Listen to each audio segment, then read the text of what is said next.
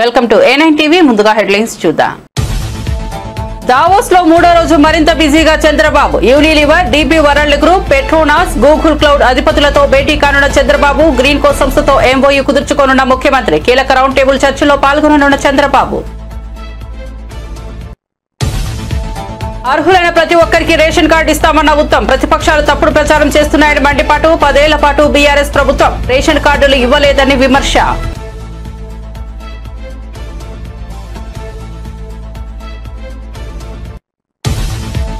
Deputy CM పదవిపై Nara Lokesh తొలి స్పందన. లోకేష్ ని డిప్యూటీ సీఎం చేయాలంటూ టీడీపీలో డిమాండ్. మంత్రిగా తనకు చేతి నిండా పని ఉందన్న లోకేష్. చంద్రబాబు పెట్టిన టార్గెట్లపై ఫోకస్ చేశానని వెల్లడి.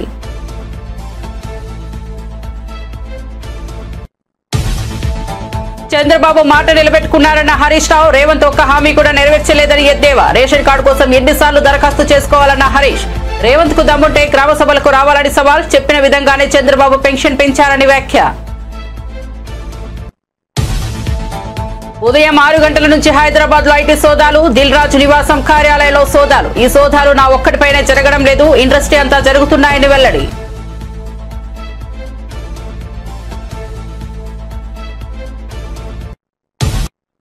ఇక వార్త వివరాల్లోకి వెళ్తే, దావోస్ లో జరుగుతున్న వరల్డ్ ఎకనామిక్ ఫోరం సదస్సులో ఏపీ ముఖ్యమంత్రి చంద్రబాబు, మంత్రి నారా లోకేష్ పారిశ్రామికవేత్తలతో వరుస సమావేశాలు నిర్వహిస్తున్నారు.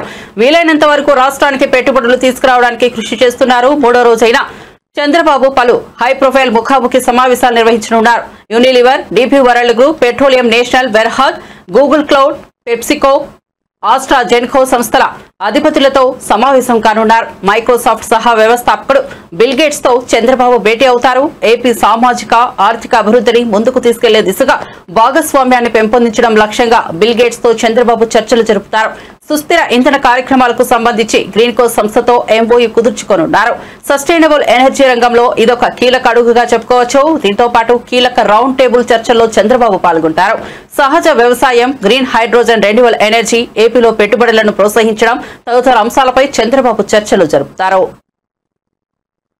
On the panel, the Chief Minister downstream, but we can utilize long, and we are sure that what the revolution has come in the renewable energy in the form of the solar power, which is now even solar plus storage for in green energy, green hydrogen. I am very happy to inform India is taking lead. People are talking now. Green hydrogen, they started, they are working. Even one more company, Green Co, they are back and they are having green energy. Now they are going for green hydrogen, downstream, ammonia, other areas. Then people will think, where is the market? How to go? There is market. Is it affordable or not? There is another question mark. So with all these things, what I wanted to impress everybody, originally, around 10 years back or maximum 15 years back, solar power 15 rupees, 16 rupees unit, prohibitive cost. Then nobody used to talk about it. Around again 2014, we thought innovative ways how to reduce the cost, go for scaling. Then we have gone in a big way, solar, wind, all these things. Around 2018, I announced unit cost will come down around 1 rupee 50 paisa to 2 rupees. Today, around 2 rupees, 2 rupees 30 paisa, 40 paisa, it has come. One story I will tell you. Yes. When telecom revolution, at that time, I was responsible. I gave Vajpayee ji to go for deregulation of telecommunication sector in India. Then he agreed. He has deregulated, transformed the sector. At that time, ordinary phone, 20,000 rupees. Luxurious. Then I met Dhirubhai Ambani ji. I met him. I told him, technology is fast changing. As on today, news channels are coming. It will go to satellite. From there it is coming. Voice is coming through BSNL lines, data is coming differently. Tomorrow convergence is coming. All voice, video, or text, everything will come automatically. Bandwidth, if you seek fiber, originally we used to use copper. People used to cut it and melt it and sell. That is more profitable. Now fiber has come. Because of fiber, there is no need to have any raw material. Only we have to ignite little power. Then he started this industry. Then he announced at that time $5 billion. From 20,000 to 2,000 rupees it has come. Drastic. Ration కార్డుల కోసం ఎవరూ ఆందోళన చెందాల్సిన అవసరం లేదని అర్హులైన ప్రతి ఒక్కరికి రేషన్ కార్డులు ఇస్తామని మంత్రి ఉత్తమ్ కుమార్ రెడ్డి భరోసా ఇచ్చారు. ప్రతిపక్షాలు తప్పుడు ప్రచారం చేస్తున్నాయని ఎవరూ ఆందోళన చెందవద్దని చెప్పారు. పేదలందరికీ రేషన్ కార్డులను మంజూరు చేస్తామని తెలిపారు. కరీంనగర్ జిల్లా మానకొండూరు గ్రామసభలో మాట్లాడుతూ ఆయన వ్యాఖ్యలు చేశారు. దరఖాస్తు చేసుకున్న రేషన్ కార్డు ఇస్తామని ఉత్తమ్ తెలిపారు. రేషన్ కార్డులు ఇవ్వకుండా 10 ఏళ్ల పాటు ప్రజలను బీఆర్ఎస్ మోసం చేసిందని మండిపడ్డారు. మరోవైపు ఈ నెల 24 వరకు రేషన్ కార్డులను దరఖాస్తు చేసుకునే అవకాశం ఉంది. ఈ నెల 26 నుంచి అర్హులకు రేషన్ కార్డులను ప్రభుత్వం జారీ చేయనుంది. ఈ రేషన్ కార్డుల ప్రక్రియ పూర్తయిన తర్వాత అర్హత ఉండే చివరి వ్యక్తి వరకు వచ్చిన తర్వాత మేము ఇప్పటిలాగా దొడ్డు బియ్యము మరి కోర్స్ గ్రెయిన్స్ ఇవ్వబోము. మేము మంచి క్వాలిటీ సన్న బియ్యం ఇవ్వబోతున్నాం చెప్పి మనం చేస్తున్నాం. అక్కలు చెల్లెళ్ళు మీరు గుర్తుపెట్టుకోండి, ఇది మన కాంగ్రెస్ ప్రభుత్వం. మేము గతంలో లాగా ఏదో ఇస్తామంటే ఇచ్చినట్టు అది నిజంగా చాలా మందికి తినడానికి కూడా ఉపయోగం లేకుండే విధంగా కాదు. ఈ రేషన్ కార్డు ప్రక్రియ పూర్తయినాక మేము ప్రతి వ్యక్తికి అర్హత ఉన్న ప్రతి వ్యక్తికి 6 కిలోల మంచి క్వాలిటీ సన్న బియ్యం ఇవ్వబోతుందని చెప్పి నేను మనం చేస్తున్నాను.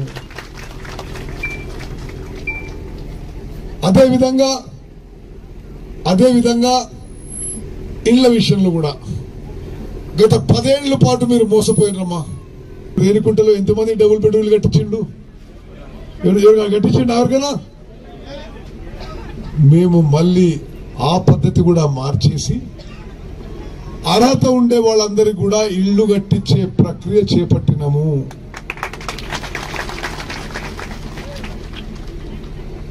ఈ మీటింగ్ తర్వాత ఇళ్లు అవసరం ఉన్న వాళ్ళు కూడా అందరు కూడా మీరు లిస్టు చూడండి. మీ పేరు ఆల్రెడీ ఉంటే పర్వాలేదు, లేకుంటే మీ పేరు రాయించండి. మీకు ఇల్లు నిర్మాణానికి అందరికీ ఎవరైతే అర్హత ఉంటుందో ఇల్లు కట్టుకోవడానికి 5 లక్షల రూపాయలు ఇవ్వబడుతుంది. ఎస్సీ ఎస్టీలకి అదనంగా 1 లక్ష రూపాయలు ఇచ్చి 6 లక్షల రూపాయలు ఇవ్వబోతున్నాము. ఇది కాక రైతు భరోసా విషయంలో గత ప్రభుత్వం ఎంత ఇచ్చింది? ఎకరాకి సంవత్సరానికి 10,000 రూపాయలు ఇచ్చింది. మీకు ప్రభుత్వం నిర్ణయించిన ఎలిజిబిలిటీ క్రైటీరియా ప్రకారం మీకు అర్హత ఉంటే తప్పనిసరిగా మరి మీకు కొత్త రేషన్ కార్డు కానీ పాత రేషన్ కార్డులో మిగిలిపోయిన కుటుంబ సభ్యులు కానీ యాడ్ చేయడం జరుగుతుంది. అక్కలు చెల్లెలు మీరు అర్థం చేసుకోవాలమ్మా. ఇప్పటి వరకు మనకి రేషన్ వ్యవస్థ ఏ విధంగా నడుస్తుంది? నేటి మన కాంగ్రెస్ ప్రభుత్వం గౌరవ ముఖ్యమంత్రి రేవంత్ రెడ్డి గారు, గౌరవ ఉప ముఖ్యమంత్రి భట్టి విక్రమార్క గారు, మీ అందరం మంత్రులు కలిసి ఈ పబ్లిక్ డిస్ట్రిబ్యూషన్ సిస్టమ్ లో ఈ రేషన్ కార్డు విషయంలో జనానికి మేలు చేయాలని, ఆహార భద్రత కల్పించాలని పెద్ద మార్పు తీసుకొచ్చినాము. గతంలో అధికారంలో ఉన్న వాళ్ళు 10 ఏళ్ల పాటు కొత్త రేషన్ కార్డు ఇవ్వలేదు. మీకు లెక్కలతో సహా విలేకరు మిత్రులకు కూడా మీకు చెప్తున్నాను. 2014 జూన్ 2వ తారీఖు బీఆర్ఎస్ ప్రభుత్వం అధికారంలో వచ్చిన రోజు సుమారు 90 లక్షల రేషన్ కార్డులు ఉన్నాయి. ఈరోజు రాష్ట్రంలో అదనంగా రేషన్ కార్డు ఎన్ని ఉన్నాయంటే మొత్తం రాష్ట్రంలో సుమారు 40,000 కార్డులు అదనంగా 40,000 మందికి లబ్ధి పొందే విధంగా ఉన్నాయి. 10 ఏళ్ల దావోస్ పర్యటనలో ఉన్న నారా లోకేష్ బిజీగా ఉన్నారు. ఈ తరుణంలో లోకేష్ ను జాతీయ మీడియా ఛానల్ పలకరించింది. లోకేష్ డిప్యూటీ సీఎం అనే వార్తలు లోకల్ మీడియాలో వస్తున్నాయని, మీ రాజకీయ లక్ష్యం ఏమిటని ఆ ఛానల్ ప్రతినిధి ప్రశ్నించారు. దీనికి సమాధానంగా తాను రాజకీయంగా మంచి పొజిషన్ లో ఉన్నానని లోకేష్ చెప్పారు. ఎన్నికల్లో తమకు ప్రజలు మంచి మెజార్టీతో గెలిపించారని, 94% సీట్లలో కూటమి అభ్యర్థులు గెలిచారని లోకేష్ అన్నారు. ప్రస్తుతం తనకు చేతి నిండా పని ఉందని, తనకు అప్పగించిన శాఖలపై పూర్తి స్థాయిలో పని చేస్తున్నానని చెప్పారు. సీఎం చంద్రబాబు పెట్టిన టార్గెట్లపై ఫోకస్ చేశారని తెలిపారు. గత 5 ఏళ్లలో విద్యా వ్యవస్థ దారుణంగా తయారైందని, విద్యా వ్యవస్థలో సమూల మార్పులు తెచ్చే విధంగా ప్రయత్నాలు జరుగుతున్నాయని చెప్పారు. ఏపీని $1 ట్రిలియన్ ఆర్థిక వ్యవస్థగా తయారు చేయాలనే చంద్రబాబు విజన్ కోసం తామందరం పనిచేస్తున్నామని తెలిపారు. Press I've been reading in the last few days calls for you to become deputy CM. Is that on the cards at all? No, I think we're all politically quite well settled. I think people have given a resounding mandate. We won 94% of the seats that we've contested. My hands are quite full in terms of the transformation that I need to do in the education sector. Last 5 years have been pretty bad for the education sector in Andhra Pradesh. So fundamentally transforming it, orienting it to an outcome-based education system, creating Andhra model of education, I think is very, very important.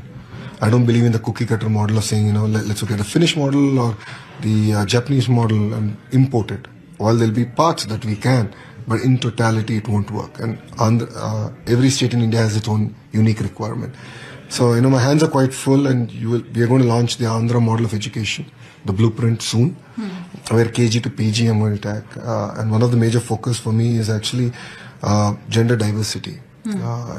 In India, we continue to see challenges where atrocities against women is still on the rise. So I believe that it has to start with education at kindergarten. So as simple as household work, if you look at all the textbooks, it's 100% women, and I question why.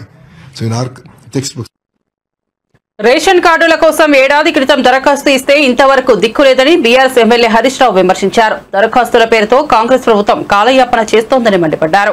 Ration card కోసం ఎన్నిసార్లు దరఖాస్తు చేసుకోవాలని ప్రశ్నించారు. ఏపీలో గెలిచిన వెంటనే pension పెంచుతారని చెప్పిన చంద్రబాబు చెప్పిన విధంగానే పెన్షన్ ను పెంచారని కితాబిచ్చారు. రేవంత్ మాత్రం ఒక్క హామీని కూడా నెరవేర్చలేదని దుయ్యబట్టారు. అందరికీ పరమాన్నం పెడతామని ఎన్నికల సమయంలో చెప్పారని ఇప్పుడు అంగనామాలు పెడుతున్నారని దుయ్యబట్టారు. అబద్దాల పునాదులపై అధికారంలోకి వచ్చిన కాంగ్రెస్ అదే పరంపర కొనసాగిస్తోందని చెప్పారు. సిద్దిపేట పట్టణంలోని చెర్లపల్లిలో నిర్వహించిన ప్రజాపాలన సభలో మాట్లాడుతూ ఆయన ఈ వ్యాఖ్యలు చేశారు. గ్రామము ఇది మున్సిపల్ భాగంగా ఉంటుంది. ముఖ్యమంత్రి రేవంత్ రెడ్డి ఏమో రుణమాఫీ అయ్యేపోయింది, అరిసుల రాజు 1,30,40,000 రాగానే మళ్ళా మాఫీ చేస్తా అని చెప్పి ఆ రోజు ఊరిచ్చినావు. మాఫీ అయిపోయింది మొత్తం. ఈ గ్రామ సభలో పాపం మా రైతులు అడుగుతా ఉన్నారు. మా బాలయ్య అడిగిండి ఇప్పుడు నన్ను, మా సుధాకర్ అడుగుతున్నాడు ఎప్పుడు పట్టాయి సార్ పైసలని అడుగుతున్నాడు. అంటే ఈ ప్రభుత్వానికి చిత్తశుద్ధి లేదు, రైతులంటే ప్రేమ లేదు. అబద్దాల పునాదుల మీద అధికారంలోకి వచ్చి పాలనలో కూడా అబద్దాల పరంపరను కొనసాగిస్తున్న ప్రభుత్వం ఈ కాంగ్రెస్ ప్రభుత్వం. మోసాలు తప్ప నిజాయితీ లేదు, నీతి లేదు ఈ ప్రభుత్వానికి. సో ఇప్పటికైనా రుణమాఫీ మీద వైట్ పేపర్ రిలీజ్ చేయండి. ఎంతమందికి చేసిండ్రు, ఇంకెంతమందికి చేయాలి, ఎప్పట్లోగా చేస్తారో చెప్పండి. రోజుకొక రైతు పిట్టల్లాగా రాలిపోతా ఉన్నారు. నిన్న 3 తర్వాత మళ్ళా దరఖాస్తు అంటున్నారు, మా పేరు రాలేదంటున్నారు. ఎందుకు ఈ దరఖాస్తుల మీద ప్రజల్ని ఎందుకు ఉసురు పోసుకుంటున్నారు? ఎందుకు ప్రజల సమయాన్ని వృధా చేస్తున్నారు? ప్రజల డబ్బును వృధా చేస్తున్నారు? అర్హులైన వారందరికీ కూడా రేషన్ కార్డులు ఇవ్వాలని డిమాండ్ చేస్తున్నాం. 10 ఏళ్ల కింద కేసీఆర్ గారు రేషన్ కార్డులకు ఇన్కమ్ లిమిట్ పెంచారు. ఆ రోజు 60,000 ఉంటే 1,50,000 చేసిండు.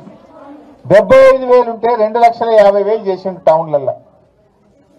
నువ్వు 10 ఏళ్ల కింద ఇన్కమ్ లిమిటే ఉంచుతావా? ఇప్పుడు 2014-15లో కేసీఆర్ గారు పెంచితే ఇవాళ 2024లో ఉన్నాం.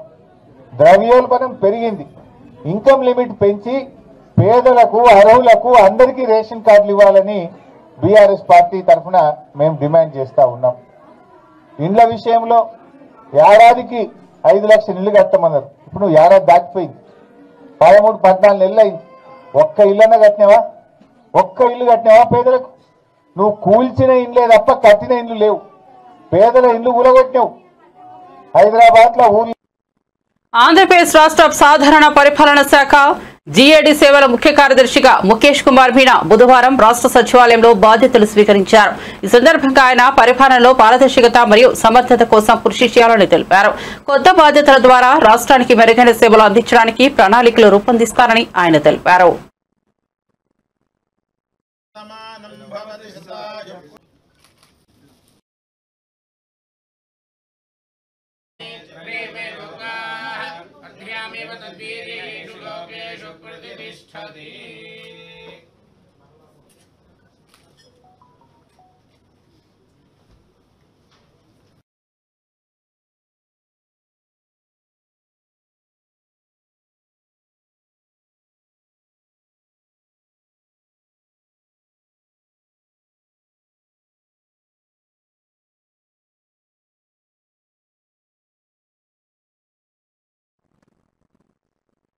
ప్రముఖ నిర్మాత దిల్ రాజు ఆయన బంధువుల నివాసాలు కార్యాలయాల్లో ఐటీ సోదాలు జరుగుతున్న సంగతి తెలిసిందే. పలువురు ఇతర నిర్మాతలపైన ఐటీ దాడులు జరుగుతున్నాయి. అయితే మీడియాలో తన గురించే ప్రముఖంగా ప్రచారం జరుగుతుండడం పట్ల దిల్ రాజు విచారం వ్యక్తం చేశారు. ఐటీ సోదాలు తన ఒక్కడిపైనే జరగడం లేదని, ఇండస్ట్రీ అంతా జరుగుతున్నాయని దిల్ రాజు స్పష్టం చేశారు.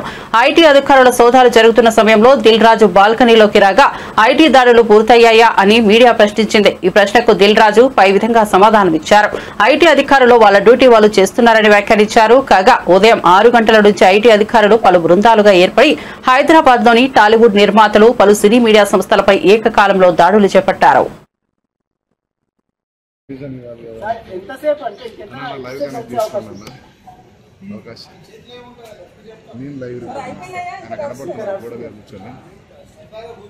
ఏం లేదు కొనసాగుతున్న రైట్స్ అని పెట్టారు కొనసాగుతున్న నో పాయింట్స్ అదే సరిపోతాయి. ఓకే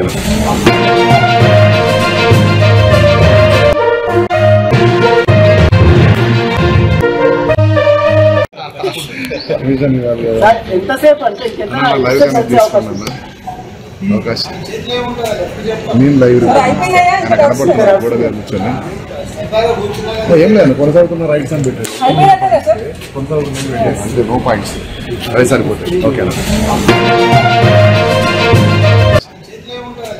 నేను లైవ్ కనపడుతున్నా కూడా కూర్చొని హిందూపురం నియోజకవర్గంలో ఎమ్మెల్యే నందమూరి బాలకృష్ణ పర్యటించారు. ఇందులో భాగంగా 3వ రోజు హిందూపురం రూరల్ గొల్లపురం గ్రామంలో 3.48 కోట్లతో నిర్మించనున్న విద్యుత్ సబ్స్టేషన్ కు ఎమ్మెల్యే నందమూరి బాలకృష్ణ భూమి పూజ చేసి పనులు ప్రారంభించారు. అనంతరం ఆయన మీడియాతో మాట్లాడారు. హిందూపురం నియోజకవర్గంలో విద్యుత్ సమస్య లేకుండా ఉండడానికి తగినన్ని సబ్స్టేషన్లు ఏర్పాటు చేస్తున్నట్లు తెలిపారు. నివాస ప్రాంతాల ప్రజలతో పాటు రైతులు, పరిశ్రమలకు తగినంత విద్యుత్ సరఫరా చేయడానికి కృషి చేస్తున్నట్లు చెప్పారు. హిందూపురం నియోజకవర్గం అభివృద్ధి కోసం ఎప్పటికప్పుడు సీఎం చంద్రబాబు దృష్టికి తీసుకెళ్తున్నట్లు తెలిపారు. దుగ్గుపల్లి తాండాకి ఇక్కడ 1.4 కిలోమీటర్లు బీటీ రోడ్డు, తార్ రోడ్ ఈరోజు దానికి చేయడం జరిగింది. 75 లక్షల వ్యయంతో ఈ యొక్క రోడ్ని నిర్మించడం జరుగుతుంది. తెలుగుదేశం ప్రభుత్వం ఎప్పుడు ప్రతి మారుమూల గ్రామాన్ని కూడా కలపాలి అంటే సర్ఫేస్ ట్రాన్స్పోర్టేషన్ అంటారు. సర్ఫేస్ ట్రాన్స్పోర్టేషన్ బాగుంటేనే ఎవరు చేసిన వాళ్ళ ఉత్పత్తులు అయితేనేమి, ఎవరు పండించిన పంటలు అయితేనేమి అవన్నీ కూడా వాళ్ళు తీసుకెళ్లి వాటిని అమ్ముకోవడానికి వీలుగా ఉంటుంది. అటువంటిది ఇక్కడ ముఖ్యంగా చూసా పోయిన ప్రభుత్వం అప్పుడు ఎలా రోడ్లన్నీ గుంతలమయం అయిపోయా, ఎలా ఒట్టి నేను అన్నట్టు కాకుండా ప్రయాణికుల ఆరోగ్యంతో కూడా వాళ్ళు ఎంతో చెలగాటం ఆడుకున్నారు.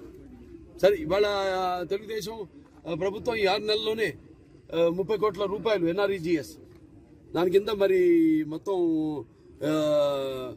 ఒక అంటే ఈ సిసి రోడ్లు అయితేనేమి, బీటీ రోడ్లు అయితేనేమి అన్నీ వేయడం జరుగుతుంది. సుమారుగా 80% పనులన్నీ పూర్తయిపోయింది. ఈ ఫిబ్రవరిలో మరొక 30 కోట్ల రూపాయలతో మళ్ళీ అంటే 3 మండలాల్లో మళ్ళీ కూడా ఏదైతే టార్ రోడ్లు లేని, వసతి లేని వాళ్ళ 20 గ్రామాలకి వాటికి కూడా ఈ యొక్క సీసీ రోడ్లు, బీటీ రోడ్లు వేయడం జరుగుతుంది.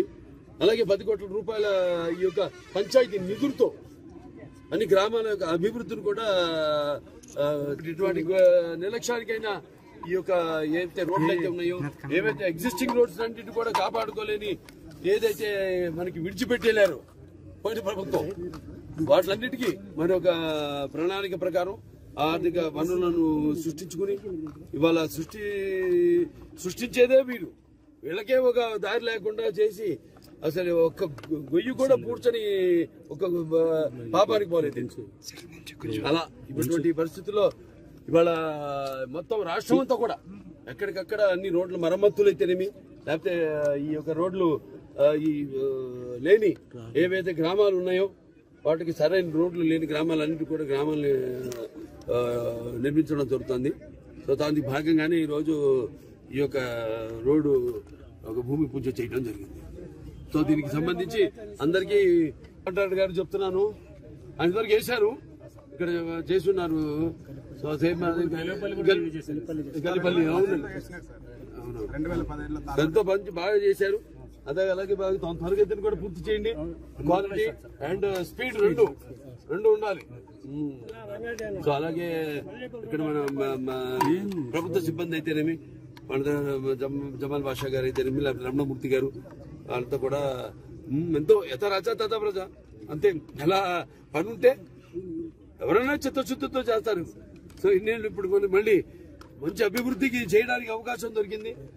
మీరు కూడా ఇందులో భాగస్వామి అవడానికి, పాల్పంచుకోవడానికి సదవకాశం మళ్ళీ దొరికింది మీకు. ఏదైతే ఇంతకు ముందు నేను మన అధికారంలో చేశానో, అధికారం లేనప్పుడు కూడా ఏవైతే అభివృద్ధి కార్యక్రమాలు చేసే వాటిలన్నింటి కూడా ఈ వాళ్ళ ఎంతో చిత్తశుద్ధితో ఇక్కడ అధికారులందరూ కూడా పనిచేయడం జరిగింది. వాళ్ళకి సభాముఖంగా కోనసీమ జిల్లా ముమ్మిడివరంలో ప్రసిద్ధ భగవాన్ శ్రీ బాలయోగేశ్వరుల ఆశ్రమాన్ని విదేశాలకు చెందిన 34 మంది భక్తుల బృందం బుధవారం సందర్శించింది.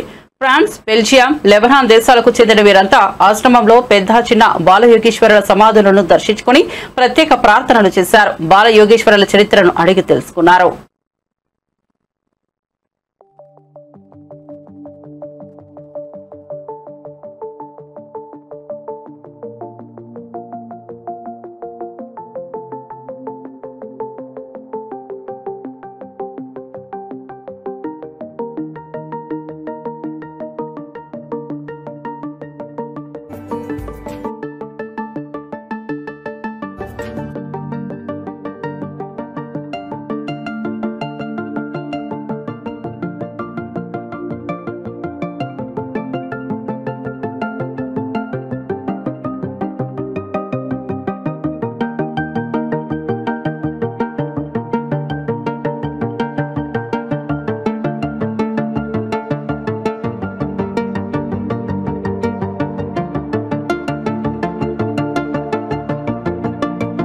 సూర్యాపేట జిల్లాలో దట్టమైన పొగమంచు కమ్ముకుంది. 18 డిగ్రీల వరకు ఉష్ణోగ్రతలు పడిపోవడంతో మంచు దుప్పటి కప్పుకున్న పరిసరాలను చూసి ప్రకృతి ప్రేమికులు మురిసిపోయారు.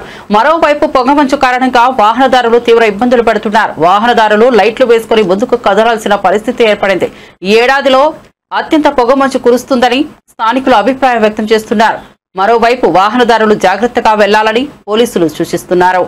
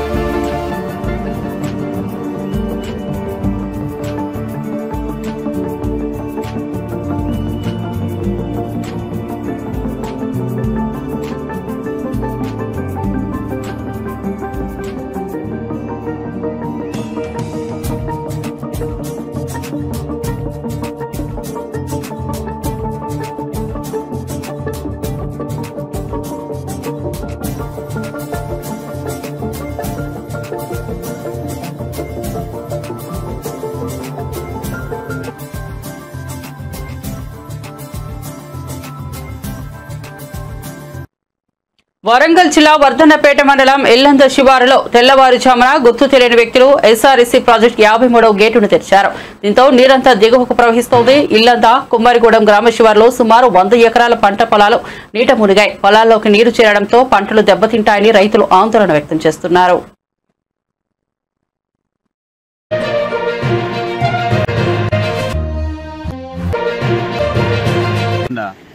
ఏదన్నా నైట్ ఎవరో గుర్తు తెలియని వ్యక్తులు మొత్తం 53 DBM నెంబర్ మొత్తం లేపిపోయేసరికి ఇప్పుడు కనీసం 60-70 ఎకరాలు మా రైతులు మొత్తం ఆ పంట పొలాలన్నీ నాట్లన్నీ కొట్టుకుపోయినాయన్న. మేము మళ్ళీ నాటేయాల్సి వస్తుంది. అంత ఇబ్బందులు ఉన్నామన్న. కనీసం 40-50 ఎకరాలు మొత్తం ఆగం అడిగి అయినాయన్న. అధికారులు చెప్తే అధికారులు ఒక్కరు స్పందిస్తలేరు. అధికారులు అందుబాటులో లేరు. ఇప్పుడు పొద్దుటి ఫోన్ చేస్తే వస్తాం అని అంటున్నారు. ఒక్క అధికారులు రాలేదన్న. 10 రోజుల కాంచి పోతున్నాయి కానీ అది యథావిధిగా లెవెల్ గా పోతున్నాయి. నైట్ మొత్తం లేపిపోయారు. మొత్తం అంత ఫుల్ ప్రెషర్ లేచిపోతే కెనాల్ మీద నుంచి ఉరులుకుంటా పోయి మొత్తం పంట పొలాలన్నీ ఆగమైనాయి. ఒక 3 ఎకరాల పొలం మొత్తం ఇప్పుడు ఈ వారంలో కింద పెట్టిన మొత్తం ఇప్పుడు 6 రాత్రి రోజు పోతున్నాయి. ఒక 11 పోతున్నాయి. ఒక 11 పోయినా మేము కూడా మాట్లాడలే. సరే పోనీ అనుకున్నాం. ఇప్పుడు ఏం లేదు. ఇప్పుడు అడ్డం ఇప్పుడు పొత్తగాను అధికారం కూడా చెప్పినప్పుడు వాళ్ళు కూడా ఇంత ఏ సీఎంకు మనకు ఇది అయినట్టు కెనలో కూడా ఫోన్ చేసినప్పుడు వాళ్ళు కూడా వస్తలేరు. ఇక వాళ్ళకి అంతా అవసరం కూడా రోజు తిరగాలి. ఎవడు తిరగాలి. ఇప్పుడు ఇన్ని పొలాలు ఇన్ని పైసలు పెట్టుకున్నాం. ఇప్పుడు మేము ఏం లేదు. మందు పోసుకొని దాచేటట్టున్నాము. మాకు ఎవడైనా వచ్చి మాకు సహకారం చేస్తారా చేరా. ఇప్పుడు ఏం చేయాలి మరి. ఇప్పుడు పొద్దున ఎస్ఐ గారు కూడా ఫోన్ చేసినాం. ఎస్ఐ గారు కూడా వస్తుంది. ఇప్పుడు ఎస్ఐ గారు కూడా రాలే. పొద్దున ఇప్పుడు ఆయన ఏ గారు కూడా ఫోన్ చేయాలి. ఏ గారు కూడా రాలే.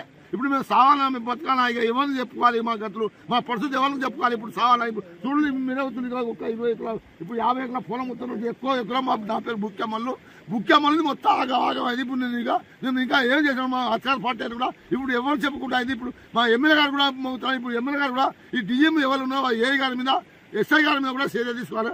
ఇప్పుడు అంత వారం మేము పోతాం. కాకపోతే మేము ఏం చెప్పినప్పుడు మేము అన్నాం మా కుటుంబం కూడా మొత్తం కూడా చచ్చిపోతాం సార్. ఇప్పుడు ఎన్ని ఎకరాలు వేసినాడు? నాది 6 ఎకరాలు మొత్తం కుట్టుకుపోయింది. మొత్తం 6 ఎకరాలు మొత్తం నాదే. ఎవరిది లేదు. ఒక మొత్తం నాది. ఇప్పుడు మీరే చూస్తాను. ఇగో మొత్తం నాది. ఇది నాది అది నాది మొత్తం నాదే. మొత్తం కుట్టుకుపోయింది.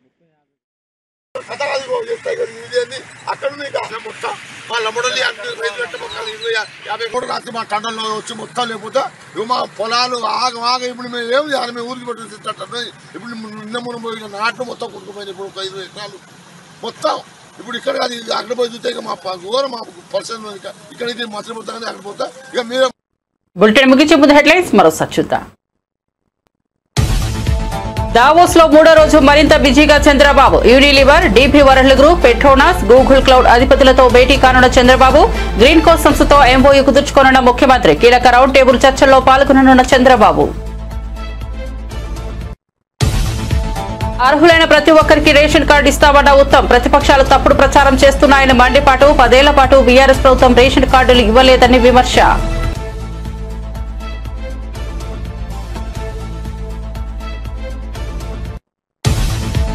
డిప్యూటీ సీఎం పదవిపై నారా లోకేష్ తొలి స్పందన. లోకేష్ డిప్యూటీ సీఎం చేయాలంటూ టీడీపీలో డిమాండ్లు. మంత్రిగా తనకు చేతి నిండా పని ఉందన్న లోకేష్. చంద్రబాబు పెట్టిన టార్గెట్లపై ఫోకస్ చేశానని వెల్లడి.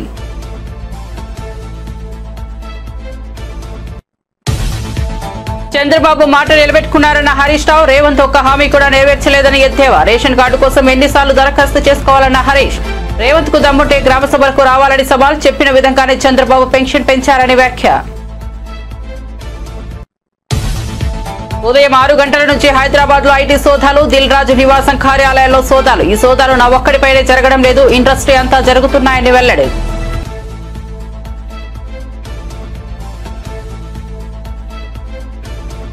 మరిన్ని అప్డేట్స్ కోసం చూస్తూనే ఉండండి A9 TV.